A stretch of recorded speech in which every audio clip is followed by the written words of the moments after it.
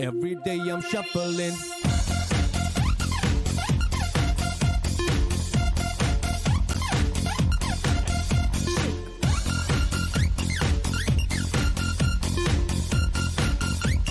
Shuffling. Hey, welcome back everyone. This is Predpool. Thank you for clicking on my video. We're going to be doing a review from a figure from Invincible Toys, and the name of their line is Fist, and the name of this character is Mad Dog. So I took out the figure, but I have not taken out the accessories yet. Here's the box next to it. So real quick with the box, this is the side art here. In the back we have a bio or some stats of the character, with another picture of the character with his name. In the bottom we have the other three figures that are available for this first wave. So you get an army builder for the human side, and then you get a main character for the orcs and also an army builder and the legalese. And then it has another different art on this side and on this side, and they're both different. And in the bottom, just some legalese. It's a really nice box. So if you're a collector, you happen to want to keep this in it, it's a nice one. When you open it up, you'll have the figure here, obviously in the window, and you have this insert that has kind of, like you can see, like bricks, and on the side it's kind of very classified as they were before with the windowless box. On the side here you'll have a box for the accessories, which is again similar to how classified was. So you'll get this with the name of the line on both sides. It's all black. Then you open it up. There you go. And you'll have all these baggies with the accessories. So you'll have here the card with the weapons, 2 rifle types, and then you get another card here which you can download and 3D print additional head sculpt. So I don't have a 3D printer, but my brother-in-law does, so he might do this for me. So alright, let's get into the figure before we get to the accessories. So as far as sculpt, this is how his head looks up close. So it's a very decent, actually it's pretty nice sculpt that they did. Very kind of like a Viking type style. He does have on his side here like a visor implant, mohawk, as you can see. Now if you look at his head, it's kind of odd looking, but it looks like what they did, he shaved his head. Now he's been a couple of days out in the field and hasn't shaved it again, so now he's got his stubble growing. So I think that's the look that we're going for. As far as other sculpt, here's his arms. He does have wrinkles on his sleeves. That's nice. Nice muscle tone. Okay, so not too bad. Then he has the tiger striped pants. These are his boots. Pretty nice. Different. Again, these are like supposed to be characters in the future, so they do have some futuristic kind of apocalyptic type future, basically. Okay, so then his armor or his vest does come off. You just have to take it off, do a pin here. Now when you pin it, it's a little loose, but not something that like it's gonna be wobbling all over. There is some gappage even when it is pinned, but nothing that I find annoying. It does help as far as make sure nothing gets in the way, but it is the way it's designed, nothing really does anyway. So, but you can take off the vest quite easily, and we'll take a look how he looks underneath. Now, when I looked at him, I did take his vest off prior, and I don't know how should I view his paint work on this shirt, for example. If you probably can see, it seems like clear on some parts. Now I don't know if that's intentional or if it's like a lack of paint from the factory, because you can see his skin tone kind of seeping through here. On his chest it's like a lighter orange, So I don't know if it's trying to give, like, he's out in the field sweating and now you can see his skin under it, if it's intentional that way, or just again a factory thing. So it's one of those things whether it's they could have done better or they just trying to be brilliant. I don't know. I mean, I'm trying to lean towards that, they trying to did it on purpose for that kind of give more weather look. But then the rest of the paint, there's no, his lines are clean, fairly clean. You do see his arm.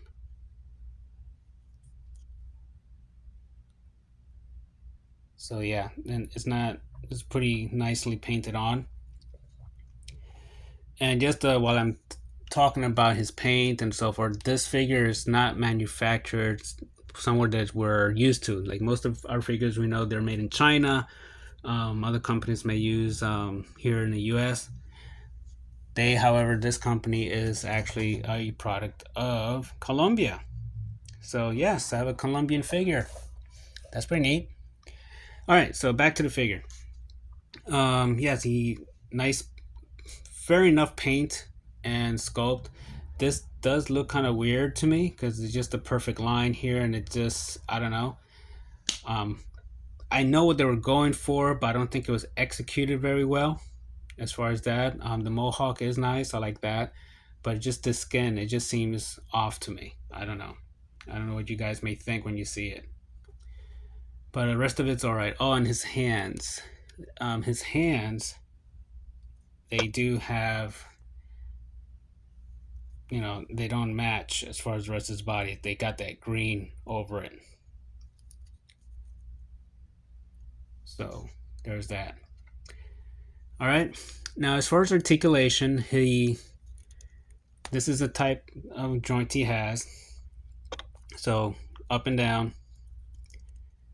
Okay. Now it looks weird to me. It maybe like it seems like it's leaning this way. Like it's sculpted. Like it's not centered. Like this is going that way.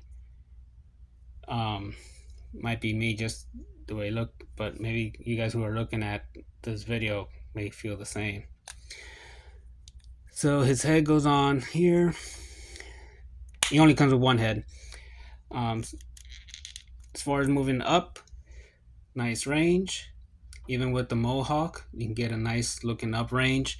Looking down, it's a little bit hindered by his beard, but it goes far enough. Even with the beard, that is a good range. As far as shoulders, they can go up this high. If you look at his joint here, it's a very long joint on the bottom, so that allows for, again, more higher than the T-pose. Speaking of his shoulders, curious. You think he has butterfly joints, right? Well, no, he doesn't. It's sculpted to look like he does, but he does not. There is no butterfly joint. So this is the scenario I'm playing in my head. They sent these figures to the factory to be made. They say, hey, this is how much it's going to cost you to make the figure. And they said, well, let's get rid of the butterfly joint. Would that reduce cost? Yep, it sure will. All right, let's do that. But they left. I'm thinking they probably just left the, I guess, a sculpt as if he would have. That's just the scenario I'm playing in my head. Because I don't know why they would intentionally sculpt butterfly looking area when there is none, and they would have just fleshed it out. He does have here a swivel, double jointed elbows, pretty decent range. As far as hands, they go in and out. It would have been nice if it went up and down, at least this hand, but now it goes in and out. But it's nice. He does have a torso joint, which you can get him look that far back. It doesn't go too far forward, just it goes enough. And then he does have another joint here in his waist. So if you use both, that's as far as you're going to get him. You're going to move him back. That's as far as he goes. He can do the split, no problems. Double jointed knees. Now, because of the boot sculpt and his leg here, he doesn't go all the way, but again, it's a decent amount. Up and down with his foot. Decent rocker. Very good rocker. And he does have a boot swivel. So he does have, and he also has a thigh swivel. So articulation is there. It's good. Again, he has this vest as an accessory. Now, before I move on to his accessories in the bags here, his weapons and so forth, as I am holding this figure, looking at the sculpt and so forth, for those of you familiar with the Leonard figures that they usually here in the US for Walmart, this figure feels as if that company said, hey, you know what? We want to compete with classifieds and Valivers. Let's sit down and create our own version of that figure. If Leonard was to do that type of figure, this would be kind of the result. I'm going to put an image here just to give you an idea what Leonard had produced. They produced 3 3/4 inch type of G.I. Joe called the Corpse. And this kind of has like, this would have come from them. It's not, I'm not knocking this company down or anything like that or trying to say anything, but it just kind of has that feel, like the plastic, the weight on it. He does feel even heavier than some of the classifieds and Valivers. He has this, that plastic kind of reminds me of, again, what Leonard uses for their figures. It's not cheap. It doesn't feel cheap. It does feel heavier, like solid. All right, so let's go back to his accessories. I'm gonna open up the one with the rifles. So we'll start with that. And this would be, I guess, his long rifle. So again, this is a line based in the future, not in modern times of today. So these are weapons that, you know, they created for a future timeline. And this one here. Here's the other one. And no, the clips do not come out. So they are sculpted in. So I know we got spoiled now with classifieds and with Valivers where the clips come out. But, you know, you don't have to worry about losing them either. All right, let's go to the, oh, and then this is the one that comes with, again, with a card. Okay, so one side is English and the other one is in Spanish. The other bag comes with accessories that you put on him on his vest and in different parts of his leg. So let me just get this card out of the way. Here we have, for if you want to do like download his head sculpt and put that on there, you can use this. He comes in the bag, he comes with a knife. Really nice. I like the knife. That is really nicely painted and sculpted, in my opinion. So that's nice. He also comes with the holster for his gun, which has some bullets sculpted on there, and they're lightly painted with like blue tips. And this would just peg either on his vest or on his leg. This is his pistol with a sight in the bottom. He has a type of pouch or a medikit, whatever it is that you want to consider it.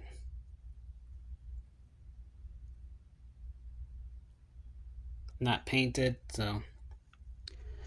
And what else? Oh, and then he has for his knife the sheath that you can use to put his knife. So you just put it in there. All right, so let me take a pause here for a second and put some of this stuff on him. All right, so for me it'll take a few minutes, maybe less. For you, it will be just a blink of an eye. All right, I'm back. So this is what I did. So I put his accessories on him. What I did, I kind of went the knife on here. I put his sidearm on this side, and that other kind of like a pouch, whatever, would be a medikit, whatever, on this leg. Now I could also put the pouch up here if I wanted to. So you kind of have 4 ports. You can put where the knife is. You got there, you got here, and you got on this other side of the leg. That between the 3 items you get, you can put in any of these 4 spots and configure how you want. So if you want the pistol here, knife here, however you want to do it, that's your preference. I think some of the other figures, they may have more accessories that you can go ahead and might be 4 items that you can move around. He does have on his armor, he has other like equipment that is not removable but sculpted on, just again so that he's ready for most situations. So yeah, that's pretty much it. I chose to put this rifle on, not the long one or the longer one. So let's do some size comparisons. Let me just fix his feet a little bit. Put him there. Okay. So let's do some bigger. No, let's do some counterparts with beards from G.I. Joe and from Valaverse. So we're gonna put here Trigger, and then we're gonna put Rock and Roll.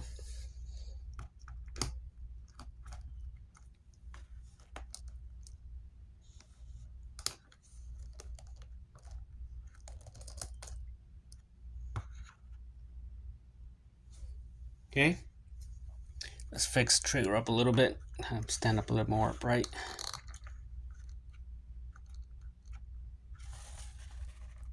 So yeah, he is a bit bigger, not by much.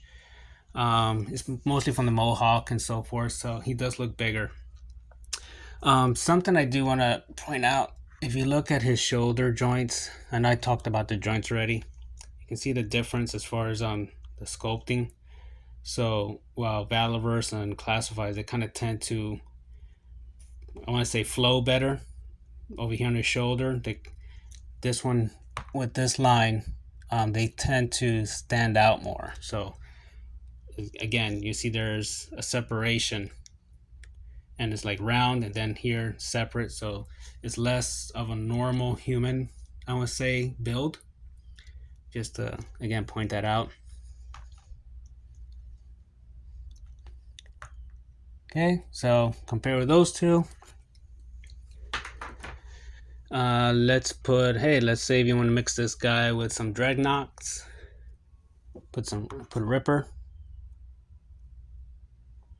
and recently just got Torch.